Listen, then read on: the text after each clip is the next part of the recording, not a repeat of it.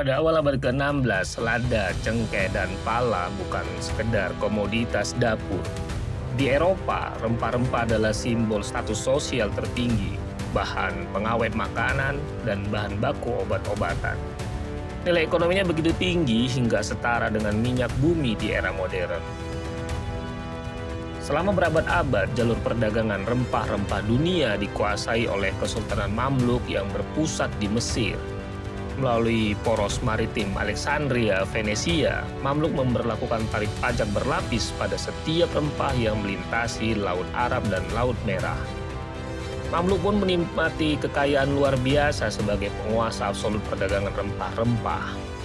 Namun monopoli ini membuat ekonomi Mamluk sangat bergantung pada stabilitas arus dagang rempah-rempah. Jika jalur perdagangan rempah regional yang selama ini melintasi Samudra Hindia dan Laut Merah terganggu, maka ekonomi Mamluk pun akan terganggu. Dan Portugislah yang melakukannya. Ketika Portugis berhasil mencapai Tanjung Harapan pada tahun 1488 Masehi, ini membuka jalan bagi armada Portugis lainnya untuk mencapai Samudra Hindia. Peta geopolitik pun berubah total. Portugis mulai mengirim armada lautnya ke Samudra Hindia untuk menguasai perdagangan rempah-rempah yang selama ini dikuasai oleh Mamluk. Portugis menyadari bahwa mereka tidak bisa memenangkan persaingan dagang secara konvensional.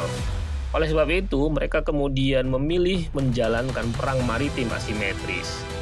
Dan di bawah komando Afonso de Albuquerque, Portugis berusaha untuk menguasai 3 choke point yang menjadi urat nadi dunia saat itu. 3 choke point itu adalah Selat Hormuz, Selat Bab el-Mandeb, dan Selat Malaka.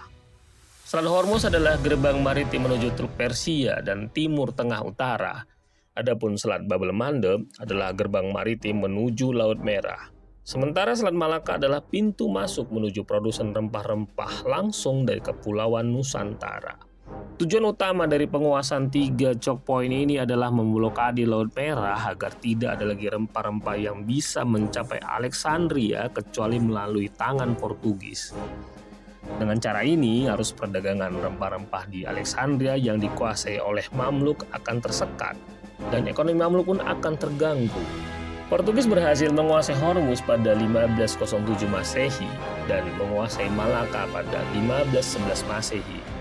Tapi mereka gagal menguasai Aden yang merupakan pelabuhan utama di Selat Bab el-Mandeb. Meskipun demikian, Portugis berhasil memblokade Laut Merah setelah memenangkan pertempuran Diu pada tahun 1509 Masehi. Armada Portugis memenangkan pertempuran laut melawan armada gabungan Mamluk, Utsmani, dan Gujarat. Kemenangan ini pun menandai runtuhnya dominasi maritim Muslim di Samudra Hindia. Setelah kemenangan itu, Portugis memblokade Laut Merah dan memaksa seluruh arus distribusi rempah dialihkan secara sepihak memutari benua Afrika langsung menuju pelabuhan utama mereka di Lisbon. Skema pembajakan rute maritim ini sukses besar. Jalur perdagangan Laut Merah yang jadi urat nadi ekonomi Mamluk lumpuh total. Dan hanya dalam hitungan dekade, pendapatan Mamluk merosot tajam. Krisis politik internal pun pecah di mana-mana. Hukum besi sejarah pun terjadi. Hilangnya kedaulatan atas rute distribusi global mempermudah runtuhnya kekuasaan Mamluk di Timur Tengah. Lalu apa benang merah sejarah kontestasi Portugis dan Mamluk ini dengan situasi kita hari ini? Kita seringkali mengira bahwa naik turunnya harga bensin dan solar di pompa bensin lokal murni disebabkan oleh hukum penawaran dan permintaan pasar. Namun, realitas di tingkat hulu jauh lebih kotor. Pasar energi global hari ini tidak dikendalikan di ruang rapat korporasi minyak. Pasar energi didikte di laut lepas melalui penempatan armada kapal induk raksasa milik negara adidaya. Negara-negara besar secara agresif menerapkan gunboat diplomasi.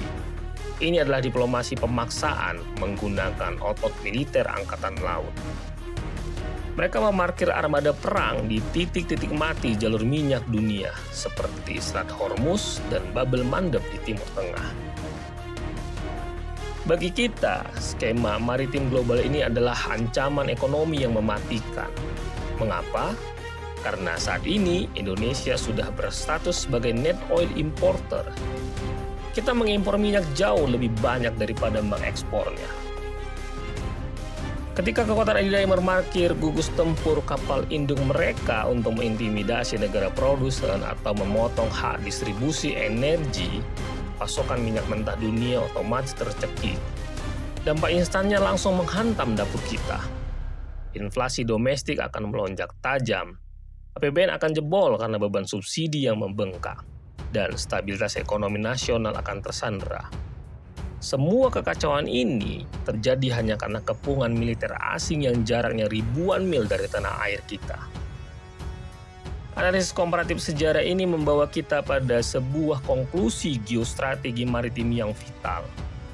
Wujud komoditas boleh berevolusi dari karung-karung berisi lada abad ke-16 menjadi jutaan barel minyak mentah di dalam kapal tanker abad ke-21.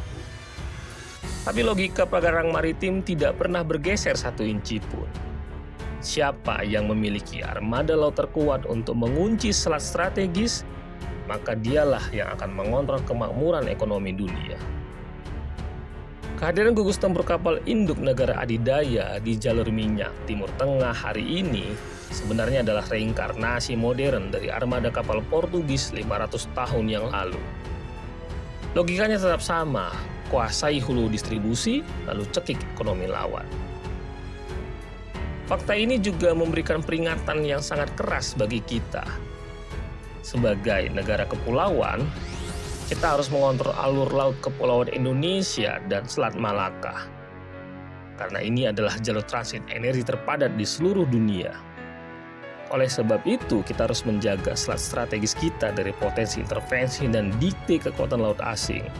Dan selama angkatan laut kita tidak kuat, selama itu pula kedaulatan ekonomi kita tidak akan pernah berdiri tegak.